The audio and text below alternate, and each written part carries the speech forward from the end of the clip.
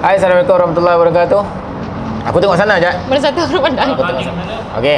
Hai, Assalamualaikum warahmatullahi wabarakatuh. Tani kita sambung podcast kita yang ke berapa, Ain? Tiga ya. Kali ni kita ada seorang Sri Kandi. Wafa Aula.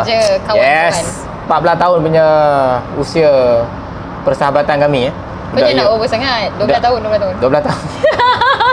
Tak, aku kenal awal sikit. Tua sangat. So bersama dengan Wafa Aula petang ni. Saya. Petang redu. Terima kasih atas jemputan kawan-kawan yang 12 tahun. So 12 tahun eh? 12 tahun. 12 tahun tu start takkan 2000 ke? Kau biar betul bah. Kau jangan. Aku kenal dia, aku form 5.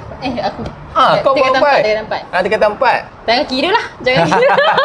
Terlalu lama. Nanti aku 2 pula. So macam biasa, kita punya podcast ni free flow, simple, santai. Dan kita ada Wafa Aula, penulis buku perempuan dari masa lalu, bestseller. Alhamdulillah. Sangat bangga ya dengan buku tu. Buku satu-satunya buku. Dikatakan Wafa sedang menulis buku kedua sekarang. Dan Wafa ni dia ada satu perangai, dia tak boleh menulis buku pada waktu lain, melainkan pada waktu dia tidur sahaja. Iaitu dia tak boleh tidur. So kau memang ada insomnia apa? Ada, lama dah. Jadi kita cerita sikit pasal insomnia Wafa ni. Wafa merupakan seorang wartawan yang sangat sibuk sekarang. Sebab tu nak lock masa dia tu sangat payah lah. Jadi bila-bila dia datang ni kita buatlah 2 kali shoot. Okey. Boleh, apa saja. Wafa, kau menulis waktu insomnia. Dan kau memang beritahu dekat aku tadi kau memang ada masalah tidur yang serius lah. Hampir setiap hari. Hampir setiap hari. Insomnia ni dia bukan engkau tak boleh tidur langsung. Boleh juga jadi begitu. Tapi dalam kes aku adalah sama ada aku susah tidur ataupun aku tidur. Katakanlah pukul 12 malam tu aku dah tidur. Tapi aku takkan selama 6 jam boleh tidur. Aku akan terjaga kadang pukul 3 pagi. Gangguan pagi. tidur lah maksudnya. Aku tak pernah dan jarang dapat tidur yang cukup 6 jam. Jarang sekali. Jarang sangat. Setiap hari mesti ada gangguan itulah. Pernah makan ubat, pernah pergi terapi. Kejap dia macam kejap berjaya, kejap dia tak berjaya, kejap dia berjaya, kejap berjaya. Jadi aku menganggap yang mungkin malam ingin bertemu janji dengan aku. Yes. Betul. Itu dia. So, Wafa cerita dekat saya tadi yang instead of melihat insomnia sebagai satu gangguan ataupun satu masalah, kau melihat insomnia sebagai satu ruang untuk engkau berbual dengan diri engkau sendiri dan berterima kasih kepada diri sendiri. Cuba kau hurai sikit part tu. Okey, aku insomnia. Sini bah. Insomnia ni memanglah macam ni kan. Insomnia ni memang gangguan yang sepatutnya siapa-siapa yang ada insomnia kena dapat rawatan. Dan tapi pada masa yang sama aku juga menganggap dia macam rahmat. Di mana itulah satu-satunya masa yang senyap, yang tak ada orang ganggu dan aku boleh berbual dengan diri aku sendiri. Pada ketika itu, pada jam 2 pagi, 3 pagi, pada waktu tu. So apa yang aku buat pada waktu itu adalah aku banyak berterima kasih kepada diri aku sendiri. Kadang-kadang benda tu tak perlu besar pun Faiz. Kadang benda tu kecil. Terima kasih kerana terima kasih Wafa, kita bangun hari ni. Ataupun berterima kasih kepada Tuhan dengan sekecil-kecil nikmat. Contoh, Tuhan terima kasih hari ni saya makan nasi lemak. Terima kasih Tuhan hari ni walaupun hujan tapi saya teringat yang saya akan buat payung. Benda kecil je sebenarnya. Benda kecil macam tu yang kau telah lalui pada hari itu. Lalu kau mengembaunya kembali sebagai satu nikmat. Dan mengatakannya pada diri sendiri bahawa sekecil-kecil itulah yang sebenarnya telah pun membuatkan kau sampai ke saat ini. Betul. Dan itu kau buat hampir setiap hari. Hampir setiap hari insomnia. Setiap hari lah. Macam Tapi tu. memang betul, kita kena belajar untuk berterima kasih pada diri kita sendiri. Walaupun nampak mudah, kecil, leceh, remeh, cipisan, tapi berterima kasih kepada diri adalah satu bentuk kebahagiaan. Kerana akhirnya kita sedar bahawa banyak yang telah kita lakukan dan banyak yang telah kita berikan kepada orang. Dan kesannya Fah, selepas kau melalui malam yang sangat tenang dan juga ruang untuk kau berterima kasih kepada diri sendiri, esoknya kau rasa apa? Aku merasakan yang cukup. Maksudnya aku merasakan cukup ni kadang-kadang kan bukanlah besar mana pun yang kau perlu memahami frasa cukup tu. Cukuplah sekarang kau tahu yang hari ini kau dah buat lebih banyak kebaikan ataupun kau dah jadi lebih baik daripada semalam. Maksudnya kau ukur diri kau hari ini dan kau tak mencari sesuatu yang tak ada ataupun kau tak mengejar-kejar benda lain sebab kau dah rasa bahawa aku dah cukup. Kenapa aku perlu rasa kurang? Kita macam ni tau. Kita selalu diajar untuk pergi berterima kasih dekat orang lain. Benda tu betul. Tapi kita juga terlupa untuk berterima kasih kepada diri sendiri. Kita kena acknowledge sebenarnya yang kita pun berjasa kepada diri kita matter. Kita sendiri ni penting. Betul? Dan kadang-kadang kita banyak nak validate orang ataupun kita banyak nak berterima kasih pada orang sampai kita lupa bahawa diri kita, value kita, validation yang kita perlu beri pada diri kita sendiri sangat penting dan sangat besar.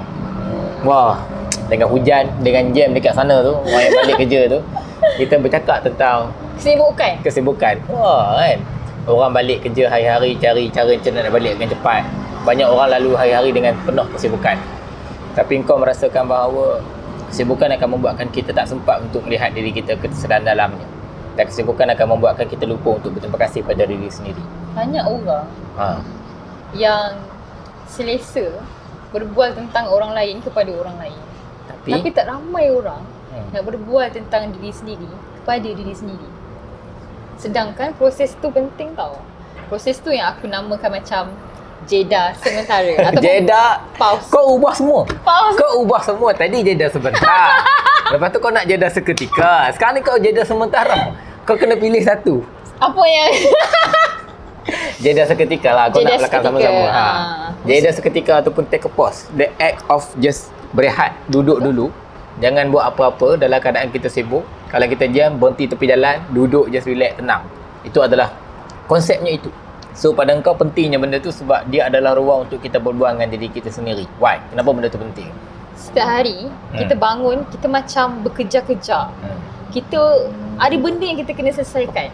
Tapi kita tak tahu. Kita sibuk, kita bekerja-kerja, kita tak tahu apa yang tengah kita kejar. Kita macam berada dalam satu pusingan buratan. Okey, hari ni kau bangun, besok kau buat rutin. Kita follow rutin kau rushing. Kau rushing, kau bekerja, kau nak dapatkan itu dan ini. Tapi at the end of the day, kau rasa kosong. Tapi kau penat. Kau tahu kau penat. Kau exhausted, kau stres, tapi kau rasa kosong. Jeda seketika akan membuatkan kau berfikir kembali atau merenung tau. Suara-suara lain dalam diri kau. Adakah itu suara ketakutan? Atau adakah itu suara hati kau atau intuisi? Sebab bila sesuatu benda tu, aku jadi saya percaya kalau benda tu macam something wrong somewhere, kau akan rasa. Ada diri kita dia boleh rasa. Ada detik dalam hati kau yang akan memberikan pesan kepada kau, this is wrong. This is not you. This is something yang you kena ubah. Jalan yang aku tengah pilih sekarang ni bukan jalan yang bukan yang sepatutnya. Ataupun orang yang tengah aku bertoleransi atau orang yang tengah aku cintai sekarang ni mungkin bukan sepatutnya orang yang sebenar-benarnya. Dan semua itu akan dapat kalau kau memberikan sedikit fasa di mana kau harus jeda seketika. Maksudnya ada ruang untuk kau berfikir dan merenung. Wah. Kau memperlahankan keadaan. So kita tahu bahawa kesibukan tak boleh merampas ruang untuk kita berbual dengan diri kita sendiri. Dan seboleh apa pun, sibuk apa pun dalam hidup ni, seboleh yang mungkin kita harus belajar untuk mencari ruang berbual dengan diri sendiri. Kerana pada saat itulah kita tahu bahawa di manakah suara hati kita sedang memberitahu kita. Apakah sebenarnya mesejnya, pesannya. Dan sebenarnya banyak jawapan dah ada dekat situ. Sebenarnya ada keadaan kau dah tahu dah. Kau dah tahu dah jawapan. Ada banyak persoalan dalam diri kau. Sebenarnya kau dah tahu jawapan. Tapi kita selesa menunda kenyataan. Kita tak sanggup berhadapan dengan kenyataan. Sebab apa, Fah? Adakah ketakutan? Ataupun disebabkan kesibukan? Dan jeda tu yang akan membuatkan kau rasa, oh ini hanyalah ketakutan. Bukanlah satu bentuk penafian sebenarnya. Kita dah ada keputusan. Kita dah ada sebenarnya. Ada banyak keadaan yang kita dah ada jawapan. Kita dah ada keputusan dah. Macam okey, aku takkan boleh dah dengan dia. Oh, aku takkan boleh bertahan lama dekat sini. Tapi kita tunda. Nantilah. Sebab ia hanyalah sekadar ketakutan. Kita takut untuk bertindak terhadap keputusan yang kita ambil. Kita takut berhadapan kenyataan. Bab kata Judika. Adakah kita sedang bergelut untuk merungkai ataupun memperbaiki perhubungan, ataupun sebenarnya kita sedang menunda perpisahan? Oh, lagu ke tu? Lagu. Tak ingat dah lagu tajuk apa, tapi itu adalah kata-kata Judika. Kadang-kadang kita tak tahu kita sedang fix something ke ataupun kita sedang menunda. Kita sedang, contoh bila kita dekat satu tempat, let's say lah tempat kerja. Kita stres tau kerja tu. Macam-macam tak kena dengan kita. Bos kita perangai dia, kita punya colleague tak berapa okey dengan kita, toksik dan macam-macam lagi. Dan kita bertahan dan masih kerja dekat situ dengan anggapan bahawa okey, insya-Allah aku ada cara ni, macam mana aku nak fit, macam mana aku nak duduk dekat sini kan, macam mana aku nak survive ni, aku ada cara. Dan kita anggap bahawa kita sedang memperbaiki keadaan, padahal kita sebenarnya sedang menunda hari-hari perpisahan sebab kita takut nak menempuhi hari-hari tersebut. Padahal kalau orang tanya aku, padahal pada saat kita menempuhi hari-hari itu, hari-hari kita berpisah dan mengeluarkan diri kita daripada tempat itu, ia adalah hari yang sangat tenang dan indah. Kita hanyalah sekadar takut dengan bayangan-bayangan yang kita muncul. Kan overthinking kan something yang kita create dalam kepala kita supaya menakutkan kita. Benda tu tak jadi lagi pun. Dan itulah yang menyebabkan kita takut. Wah, memang lain topik selepas video kedua. Terus macam aku macam Tapi aku sukalah. Sebenarnya dalam diri kita sudah memberikan jawapan pada semua persoalan yang sedang kita cari, yang sedang kita kemukakan. Soalnya, adakah kita bersedia untuk mendengarnya dan bertindak kepadanya, ataupun kita sedang menundanya dengan ketakutan-ketakutan dan juga keresahan yang sedang kita kumpul. macam kau je cakap. Okey. So, selain daripada engkau perlukan fasa jeda seketika, apa lagi yang kau perlukan? Yang kau rasa penting kita take a pause ni? Bila kita mengambil jeda seketika, kita akan akhirnya mengerti tau, hidup memang akan selalu menawarkan banyak pertempuran. Tapi kau tak perlu berada dalam semua gelanggar. Kau kena tahu dan pilih siapa dan apa yang layak diperjuangkan. Kau tak perlu gadai diri kau untuk semua keadaan. Kau hanya perlu pilih, okey, yang ini aku perlu kisah. Bila kau dah dewasa, kau akan sedar tak semua benda yang kau kena ambil kisah. Dan itu blessing. It's a blessing untuk kau macam, okey, aku tak perlukan engkau untuk ini. Ataupun, ya aku hilang, tapi tak semua hilang adalah kehilangan. Kan? Itu keberkatan lah. Itu keberkatan. Untuk tidak tahu sesuatu benda ataupun tidak ambil tahu ada beberapa keadaan, itu adalah keberkatan. Itu adalah nikmat sebenarnya. Nikmat di mana kita tak perlu ambil tahu. Betul. Tak semua hilang adalah kehilangan. Semua hilang adalah kehilangan. Ada kalanya hanya episod pengajaran. Walaupun kita rasa itu adalah hilang, dia pergi ataupun kita pergi, ataupun kita kehilangan sesuatu, ataupun kita berpindah daripada satu titik ke satu titik yang lain. Kau pernah tak berada dalam satu fasa yang kau takut kehilangan satu benda ni? Tapi bila kau tak ada pilihan lain selain melepaskan, bila dia dah tak ada, lepas tu kau macam, rupanya aku taklah rasa kehilangan. Dia cuma pergi dan aku tak rasa hilang. Pernah banyak kali lah. Kadang-kadang kita silap dalam menentukan nilai kebergantungan kita. Kita ingat bahawa kita bergantung kepada satu yang sangat bernilai. Tapi Tuhan akan ambil dia pada waktu kita bergantung dengan dia. Supaya menyedarkan kita bahawa actually kau tak perlukan dia. Sebenarnya kau boleh teruskan hidup dengan cara yang lain. Dia akan sampai satu fasa, dia akan pergi. So betul lah, tak semua hilang adalah kehilangan. Quote Wafa ya. So kalau kau rasa tak semua hilang adalah kehilangan, macam mana kau, okay lah, aku tanya soalan yang relate sikit lah dari situ kan. Kau hadapi macam-macam dalam hidup, dan hidup menawarkan banyak pilihan kat kau, A, B, C dan D. Walaupun kau dah ada career kau dah ada kerja kau, tapi hidup masih menawarkan banyak pilihan. Pada kau pilihan tu apa?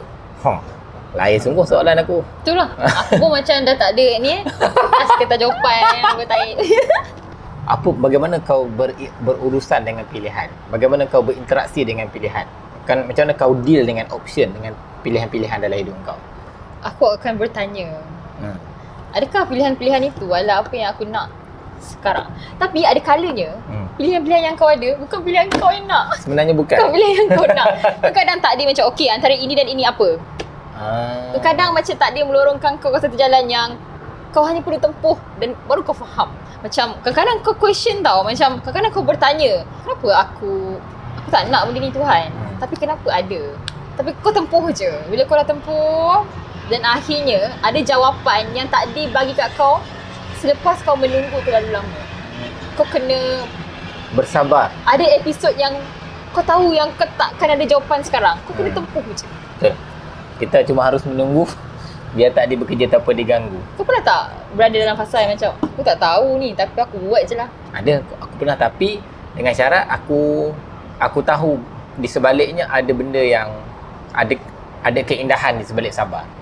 Sebab pada aku, tak semua sabar itu indah. Ada orang dia merasa bahawa dia sedang bersabar dengan tapi bertahan. Tapi Fasabrun Jamil apa nama? Fasabrun Jamil dalam surah Yusuf. Tak semua sabar itu sabar yang bermakna. Ada orang dia rasa dia sabar dengan orang yang mungkin macam-macam lah dalam hidup dia kan. Tapi ada beza di antara sabar dan juga pengecut. Penyabar dengan pengecut nampak macam sama, tapi berbeza. Orang yang sabar, dia tahu bahawa sabar yang dia ada adalah sabar yang memberikan nilai kepadanya. Tapi saat sabar itu tidak lagi memberikan nilai, tapi lebih kepada memberikan keburukan pada diri dia, dia akan berpindah ke tempat yang baru. Maksud kau, ada beza antara sabar dan kebodohan? Ada beza. Betul antara kan? Sabar dan kebodohan. Maksudnya kalau satu tempat tu tidak lagi memberikan kau apa-apa nilai, kau tidak perlu bertahan di itu situ. bukan sabar. Itu kebodohan. Itu kebodohan. So, kita hanya perlukan sedikit keberanian untuk keluar daripada rasa kebodohan. Ya, rasa kebodohan. Sebab tak semua sabar adalah, tak semua menunggu adalah sabar. Tak semua menunggu adalah sabar. Tak semua hari ni. tak semua bertahan adalah sabar. Ramai orang menganggap bertahan adalah satu proses kesabaran. Sebenarnya salah. Tak semua bertahan adalah sabar. Sebab sabar dimensi sesuatu yang sangat besar, kan?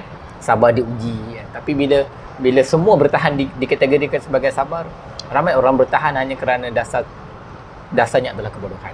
Dan dia terus menerus membiarkan dirinya diperlakukan. Sedangkan pergi adalah satu tindakan orang yang sabar juga. Pergi adalah satu tindakan orang yang sabar bahawa aku sabar menunggu takdir yang baik untuk aku. Dan ini bukan tempatnya. Kan? Yalah dalam surah Yusuf pasal burung jamil. Tapi Yusuf tak duduk, Allah tak susun takdirnya duduk dicemburui oleh abang-abang. Dia berjalan dalam hidupnya. Memilih satu keputusan kepada satu keputusan yang lain. Kan? Nampak? Kan lain dah Kan topik lain kita. kan? Tak ada dah social comparison. Tadi kita tarut sikit bab tu. Pada engkau, dunia telah memaksa kita untuk mengukur kejayaan kita dengan melihat kejayaan orang lain. Aku tak tahulah frasa memaksa tu Tepat ke tidak? tepat ke tidak, tapi kita di generasi yang kau membesar dengan social media. Bermakna kau bangun-bangun pagi, kau dah tengok macam-macam. Dan aku boleh katakan kadang-kadang kau rasa dia terlalu bising. Social media terlalu bising, terlalu pelbagai. Dan dia menawarkan nilai yang kau rasa kau kena pegang. Tapi sebenarnya kau tak perlu pegang benda tu. Sebagai contoh, kau perlu ada. Okey, aku perlu makan dekat restoran yang viral sekian. Dan aku rasa aku cukup. Aku rasa okey, aku sebahagian daripada apa yang orang lain. So secara tidak langsung kau ukur diri kau Dengan apa yang ditulis dekat social media. dengan seseorang asing di social media Yang kau tak kenal. yang kau tak kenal, dan kau rasa macam oh mungkin ini cool, mungkin okey ni cool ni, aku kena buat macam apa yang dia buat. Akhirnya setelah kau buat apa yang dia buat, kau tetap rasa kosong. So ada satu culture yang aku panggil sebagai, yang digelar sebagai culture of social comparison. Secara langsung atau tidak langsung, sedar atau tidak sedar, kau bandingkan diri kau dengan orang lain di social media. Dan kau selalu berasa tidak cukup. Dia ada kereta besar, aku tak ada lagi. Dia ada bisnes, aku tak buat bisnes apa lagi. Oh, umur dia sekarang dah kahwin. Aku masih tak kahwin ni. Masih single ni. Jangan tengok. jangan terasa. Jangan. Benda-benda macam tu. begitu. Macam okey, aku kena tangkap gambar ala-ala begini supaya aku rasa Aku selevel dengan dia. selevel. Dan sebenarnya kenapa nak kena selevel dengan dia? Dan kenapa kau rasa itu adalah satu masalah? Sebab Ataupun itu adalah krisis? Sebab bila mana kita terlalu nak sangat hidup macam orang lain, kita tak kenal siapa diri kita. Kita sangkakan okey, kalau kita macam ni kita akan happy. Padahal kehidupan dan kebahagiaan yang sebenar adalah tentang meraihkan perasaan. Tentang meraihkan perasaan. Banyak orang ingat, okey, kalau kita dapat benda-benda yang macam inilah, kalau kita dapat VC untuk dapatkan satu benda tu, contoh macam kereta, aku ada kereta idaman seperti macam orang ni, orang kau terinspirasi, itu cerita lain. Tetapi kalau kau paksa diri kau untuk macam dia, Nak beli kereta macam nak tu. juga pada umur yang sekarang, padahal kau tahu perjalanan hidup kau tidak seperti dia, kau terlalu berkeras pada diri kau sendiri, kau akan selalu berasa kosong dan tidak cukup. Kau akan berasa hilang. Kau akan selalu berasa ketinggalan dan hilang. Kau dah dapat sesuatu tu dan puff, apa lagi? Kau akan ada selalu rasa tidak cukup dan apa lagi? Pada engkau, bahagia adalah tentang meraihkan setiap perasaan yang kau ada. Dan emosi. Cuba hurai sikit. Perasaan ni sebenarnya kan makhluk tau. Maksud dia, setiap kali kau, selalunya kita kan macam kalau kita rasa sesuatu dalam diri kita macam sedih ke apa, kita akan macam aku tak nak fikir. So setiap kali engkau menidakkan dia ada, perasaan-perasaan tu ada, kau sebenarnya telah mengumpulkan mereka dan dia akan kembali kepada engkau untuk dituntut didengari. Kadang-kadang dia hadir sebagai raksasa dan kau kena berhadapan dengan dia seorang diri. Jadi setiap kali perasaan muncul, kita harus berinteraksi dengannya, memberikan ruang untuk dia datang. Jangan abaikannya. Sebab kalau dia datang, bila kau dah kumpul perasaan kau terlalu lama, kadang-kadang dia akan datang dalam bentuk sakit kepala. So kau akan migraine, kau akan stres, kau akan sakit belakang. Kadang-kadang dalam mimpi buruk, mimpi ni, mimpi tu. Sebab dia minta kau dengar dia Dan sebenarnya kau ada. abaikan. Dan kau abaikan. Dia kadang-kadang dia akan kembali balik. Ada satu sajak daripada Aan Mansur, penulis Indonesia, kata macam ni, sesuatu tidak perlu nyata untuk kembali menyukai kita. Maksudnya trauma benda-benda masa lalu, sebab kita tak berhadapan secara baik dengan makhluk-makhluk. So dia datang balik Dia untuk datang balik. menuntut supaya diberikan perhatian kepada Betul. dia. Untuk minta didengar. Sekurang-kurangnya untuk berdamai dengan dia. Betul? Perasaan ni emosi dan perasaan ada banyak tau. Ada Apa, Fah? ada pakar kata 27, ada yang cakap 30. Tapi ada juga yang mengatakan 34,000 Dalam diri kita. dalam diri kita. Dan hidup sebenarnya, aku berpendapat hidup adalah mengenal dan meraihkan perasaan-perasaan baru yang kau dapat. Contoh, ketika kau berumur, katakanlah umur kau 25 tahun. Kau pernah, dalam tempoh 25 tahun, kau pernah ditinggalkan kapal terbang. Okey, kau sedih. Sedih, babe. Tertinggal flight. Tapi, ditinggalkan oleh seseorang yang kau cinta, seperti contoh kata, parents kau meninggal, itu adalah kesedihan yang lain. Betul, Dan sedih kau tapi tak mengenal. sama. Tak sama. Kau mengenal, oh ini benda baru. Dan kadang kita terkejut. Kita tak tahu macam nak berhadapan dengan perasaan baru yang datang dalam diri kita. So, kita tak tahu macam mana nak berdamai dengan dia. Dan hidup akan menawarkan kau banyak episod-episod macam tu. Dan itu adalah meraihkan perasaan, itu adalah proses kebahagiaan. Proses kita menjadi bahagia. Kerana, kalau kau rasa hidup kau bahagia, sentiasa bahagia. Dan dalam tempoh 6 bulan ni kau tak pernah sedih, kau tak pernah ada perasaan-perasaan lain selain daripada gembira, okey je, tak ada apa-apa, fun je, kau patut curiga. Kerana mungkin itu bermakna kau tidak bertumbuh dalam tempoh itu. Kau tidak meraihkan perasaan-perasaan lain yang datang. Kau sedang menafikan banyak perasaan-perasaan Kau yang mungkin sedang menafikan atau kau tidak sebenarnya hidup. Kau hanya lalui. Kau hanya lalui, kau tidak hidup. Kau tidak hidup yang sebenar-benarnya hidup. Sebab kau tahu kau sedang hidup kalau macam okey, minggu ni aku okey. Oh, tiba-tiba aku terus diserang dengan ujian yang membuat aku terduduk. Dan kalau Itu maksudnya kau hidup lah. sekarang ini kau tengah hidup. Sekarang ini takdir memberikan kau untuk berasa Jalan untuk kau lalui. Sedikit luka untuk kau lalui kan. Maksudnya Dan- kau tengah hidup. Kau tengah menumbuh lah. Betul. Dan kau tak akan jadi orang yang sama selepas kau terluka. Betul. Kau akan jadi seseorang lain dan lebih dewasa. Okey, dewasa ni bila kita dah berusia, bila kita dah makin dewasa, tak hanya usia kita tahu dewasa. Kesedihan dalam diri kita pun mendewasa. Dalam erti kata lain, kalau dulu, kalau kau sedih kau takkan kau akan hiraukan orang lain. Tapi bila kau dah membesar, kau ada kesedihan dalam dada. Dan kesedihan yang dalam dada kau tu boleh mengajarkan kau untuk mengubati seseorang lain yang terluka. Kau Kerana sedih, kesedihan tu dia dah jadi- dewasa. Kau dah mendewasa dengan kesedihan yang kau ada. Kau tahu macam nak uruskan dia, kau tahu nak bercakap, berdamai dengan dia, kau dah tahu. So kau boleh mengubati mata seseorang lain yang terluka. Macam tu. Nampak. Weish. Cukup dah tu. Makin Banyak dah. makin dahsyat yang aku. Makin menyimpang ya daripada yang pertama. Okay Fah, last word untuk mereka yang terluka, sedang dilukai oleh kehidupan, sedang melihat bahawa hidup tak memberikan dia apa-apa pilihan dalam hidupnya, dan sedang terluka dengan banyak hal. Akan selalu ada tanda tanya dalam hidup. Akan selalu ada banyak episod-episod yang membuat kita rasa kita adakah di jalan yang betul. Dan pertanyaan-pertanyaan itu valid.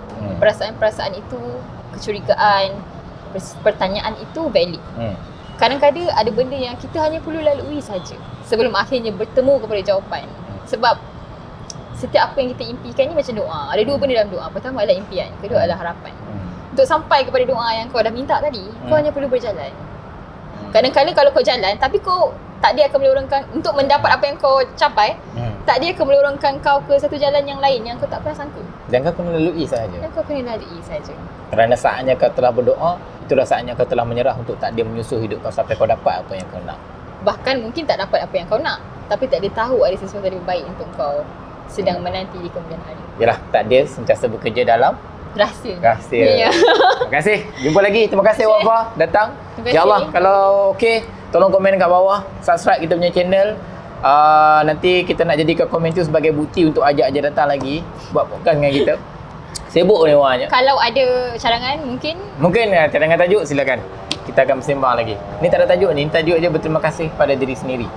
Okey, terima kasih semua. Assalamualaikum warahmatullahi wabarakatuh. Bye.